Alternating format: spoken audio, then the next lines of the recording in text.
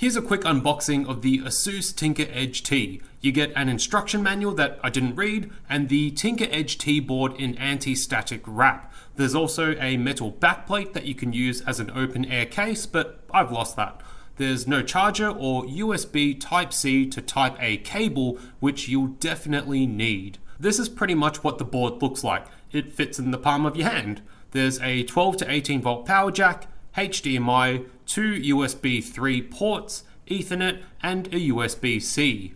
On the other side, we have 2 MIPI CSI ports for cameras and a MicroSD card slot. Flip it around, and on the right side, we have the GPIO pins and a MIPI DSI port. And that's pretty much it. I believe the Edge TPU and CPU are sitting underneath this huge heatsink and fan. And if you want a different case, I got a friend of mine to 3D print one for me. I think Asus have removed the STP files from their website, but I'll leave a direct link to it in the video description. Next up, we're going to look at how to turn on the Tinker Edge T since it doesn't come with a power supply.